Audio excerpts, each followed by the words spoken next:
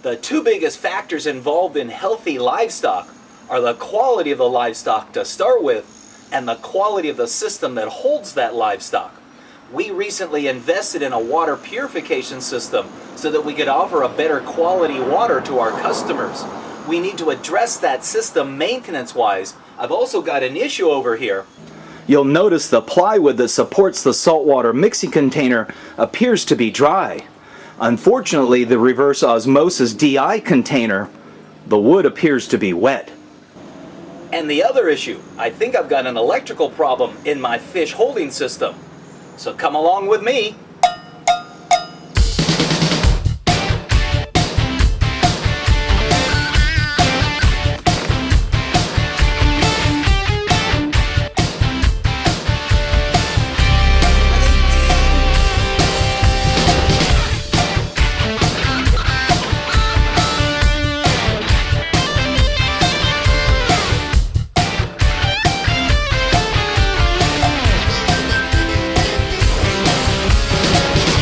So I assume that I'm going to have to take and drain that container and pull it out.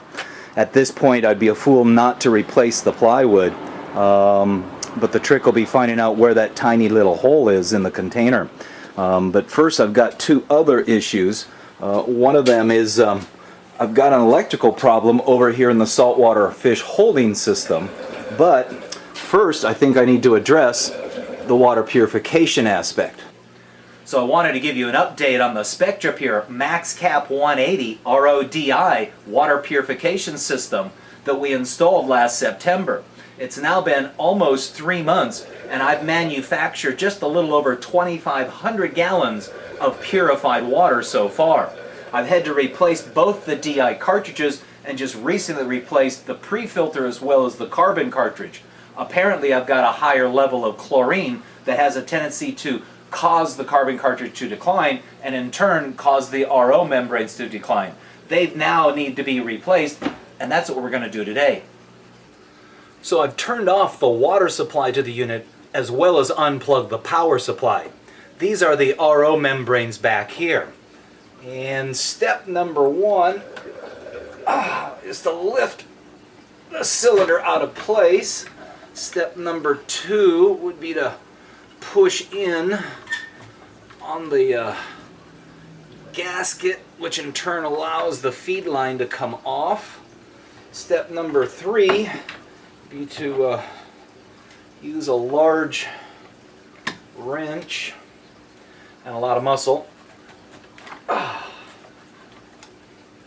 And at that point I then need to use a small pitcher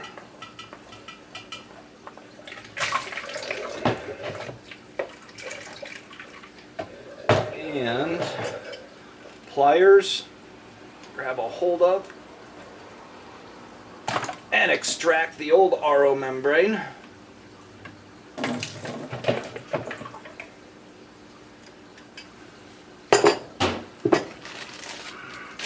This is the new one here. To a certain degree, it just kind of slips right into place. Or it should. If it doesn't, you're doing it wrong. Make sure not to lose that O-ring there. That's important.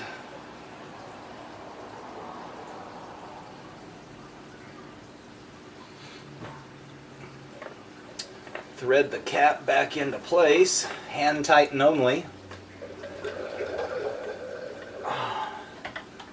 And reinsert that feed line or exit line, whichever it happens to be. The black line. That's in place. And push the unit back into its clamp. What's interesting is most people would think you have to flush that RO membrane for about 3 days before you can use it. There's absolutely no real reference in the operating instructions in regards to doing so at all. It does say allow the unit to flush itself, which I have plugged the unit back in electrically as well as with the water. It's now going through a flushing cycle, so it's in the process of cleaning that RO or flushing that RO membrane itself. According to the instructions, I don't have to do anything beyond that. So apparently it's gone through its own flush cycle.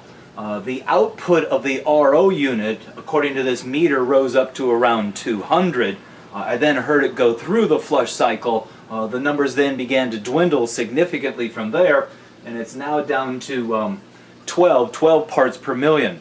So it's had a chance to flush itself. What I want to do now is shut it down. I want to change out these two DI filter cartridges right here. The max cap filtration unit came with this nifty wrench, which allows me to unscrew the canisters from their housing. I'll slip a small container over so I can remove the DI media containers and contain the little bit of drippage.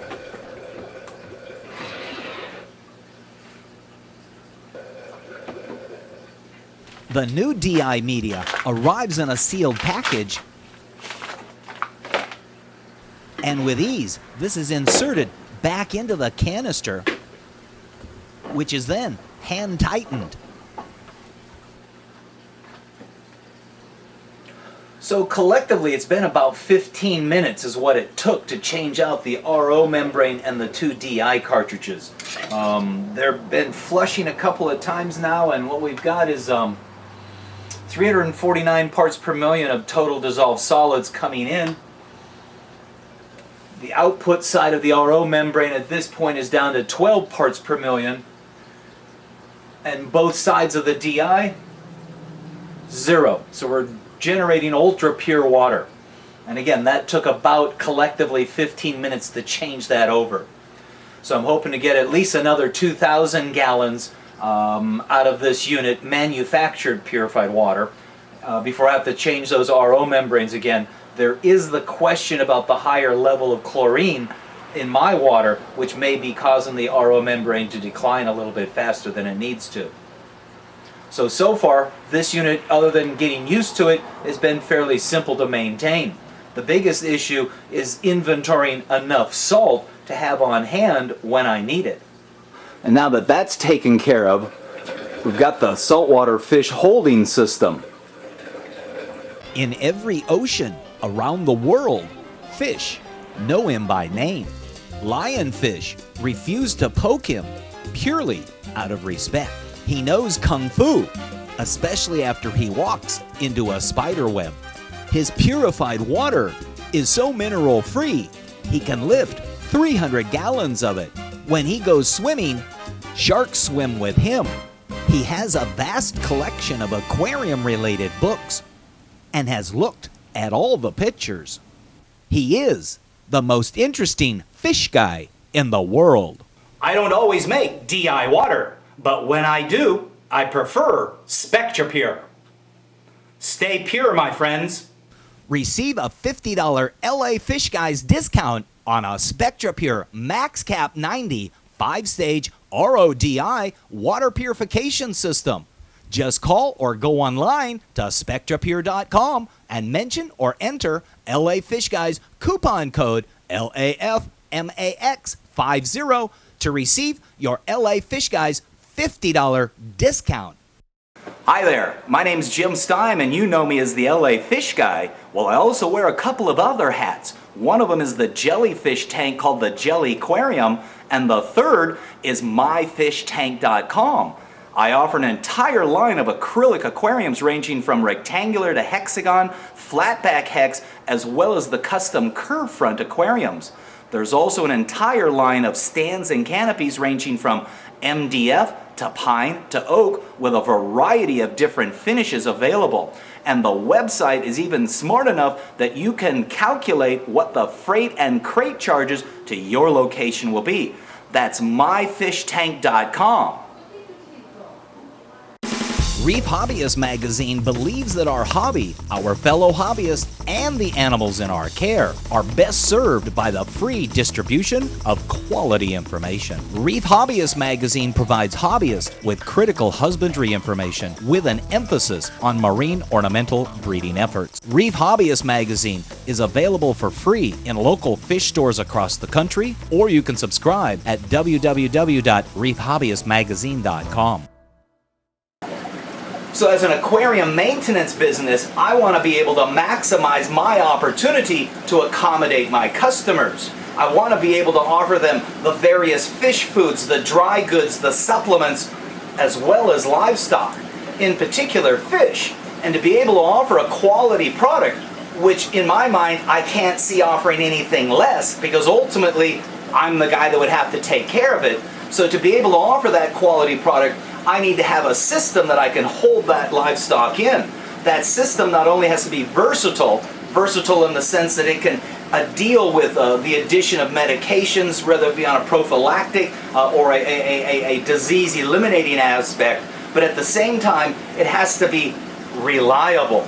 Reliable in the sense that I can't have failures in the sense of water pumps, because there's too much at stake here. And while this system is a 2/3 smaller than what I originally had set up, it still holds 310 gallons collectively. And all of this, all 20 tanks, are running on a central filter system. The filter system, what I'm going to refer to as a central filter system, is a 90-gallon acrylic tank, which I'll refer to now as the sump. It's divided in half with an egg crate panel, and on one half is filled entirely full of bioballs, so it's a giant wet-dry trickle filter. The other side, the open side, holds a protein skimmer. It's an air-operated unit, and inside the sump is where the water pumps are located. This system, all 20 tanks, drain into the reservoir. Each row is a separate drainage system, and each row is operated by a separate pump. The idea being that if a water pump, for whatever reason, failed, it would only fail on one row. The same thing applies with all the electrical outlets. The electrician created individual circuits for each outlet. Again, the idea being that instead of the entire system failing because of some issue, maybe only one row might fail, thus minimizing or decreasing significantly any potential loss. The problem I've run into here is, for some odd reason, the lighting system, which is just basic fluorescence, on this particular end, as opposed to that end, for whatever reason, isn't illuminating completely. You can see the black end of the bulb there, and that probably is an indication the bulb is burning out. But I think that's a result of the problem, not the problem itself. I've already changed out the bulbs. Granted, they may have been used bulbs, but there was no better or improvement. In fact, what I have in there now, which isn't working properly, was the best I was able to achieve. So in the process of trying to determine was it the ballast, I kind of felt a little bit of a shock. That little bit of a shock just kind of correlated itself with the fact that 2 of the last 3 mornings I've come out here and noticed that one of the rows, the middle row, was not running, and turned out that it was one of the breakers out on the panel outside. Now that makes you question, there's not much of a load on that system because it's just small little submersible water pumps that run each row, so why would it have such a big effect on the breaker panel outside? And I got to thinking, you know, chances are it's not the breaker panel outside, that's just reacting to the problem. And then today, when I was fiddling with that ballast and got that little tingle, it made me think there's some loose voltage passing through the system.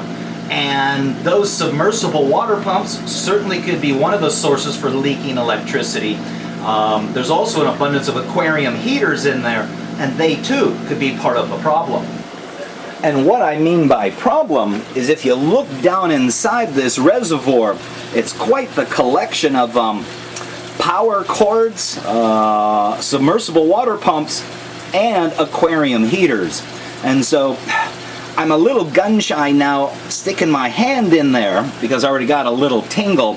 So I think what I'm going to do is hook up the voltmeter, get a reading, and then go and alternately pull the various different plugs to try to determine which one of them could be the source of the leaking electricity. And this being the voltmeter, or what some might call a VOM meter. So here's our meter. And let me just first clearly state that I'm not an electrician and I have no idea what I'm doing when it comes to electricity. But what I do know is if I can hook up this meter and determine that there is voltage in the water, or at least see some reaction from the meter, and then go through and alternately unplug things and see again if there's a reaction, at least it's a tool I can use to confirm if there is some voltage going through the water. Having said that, here's the voltmeter sitting on top of the filter. I've taken the ground probe and just attached it to the ground aspects of the electrical outlet. I'm holding in my hand the probe, and you can see that it's at 0 at the moment. I'm going to go ahead and take and stick this right down in the water, like so. And oh gosh, so we've got some current in the water. So at this point, it doesn't matter how much. The point is that we've confirmed this is a way of measuring not so much the amount, but the fact that there is current in the water. So just to go ahead and confirm that once again, let me go ahead and pull that out. Drop back down to 0. So let's go ahead and put that back in there, and now confirm once again. Okay, so we now have confirmed there is some current in the water. So there's 4 submersible water pumps down inside that reservoir, and there's a good 6 or 7 aquarium heaters. I'm going to go through and start unplugging things and see if I can get a reaction off that meter.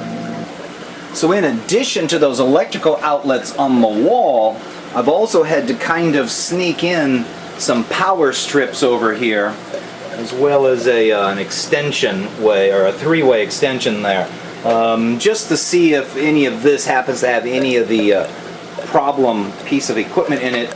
This will at least kind of narrow it down. I'm just going to reach in and turn off that power strip. Go back and look at the meter. No reaction there. So whatever piece of equipment it is not on the power strip. Start that back up. There is a 3-way here. That plugged into the power strip as well. So that was not part of the problem. Okay, so that does bring us back to these electrical outlets here. So let's start with what I believe is a water pump here. Unplugging that. No reaction, and that was the water pump that ran the middle row, so let's go ahead and plug it back in, and we can see we're pumping water back in there. The other outlet is the power strip that we turned off a moment ago, so let's move over here to the water pump in this one, and that turned off the bottom row. No effect on the meter. Go ahead and plug it back in. I am going to go ahead and try to see if I can wiggle this heater out of its outlet, but I don't want to bump my ground probe out of there.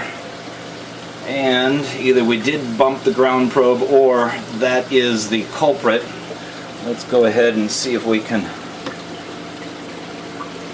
reposition our ground probe. No reaction there, so let's just out of curiosity plug that heater back in. And I think we've determined who the culprit is because we have a rise in voltage once again. So I think we've determined where the source of our problem is. It is a heater that is leaking electricity, and it could be the electricity that I felt in the water a moment ago, and that ultimately bothers the breaker outside, and so at this point I need to go ahead and pull that old heater out, and we'll have to wait and see if once again tomorrow morning if the power or the breaker has failed in around here, but we certainly have confirmed that that's where the source of the current in the system was from, because it isn't there anymore. And this system out here is not a grounded system. So if I happen to come out barefoot or stand in some water and put my hand in the tank, I'll then feel the current.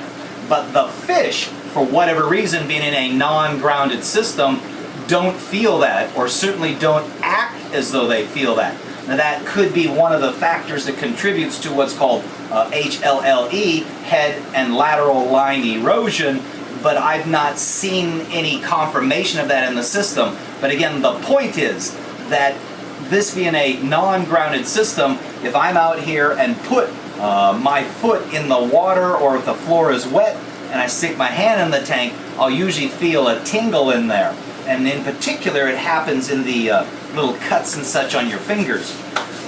But what I wanted to try to show you was the ultimate test to see if that voltage is out of the system, is to stick your hand back in there. And to me, that's like sticking your hand in fire. So it's one of those kind of have faith and keep moving forward kind of things where you just kind of have to stick your hand in there and hopefully you don't feel that tingle. No tingle. So with the water purification maintenance addressed, the saltwater fish holding system's electrical issue resolved, it's now time to get into the leak in the saltwater mixing system. But that's for part 2, and until then, keep moving forward.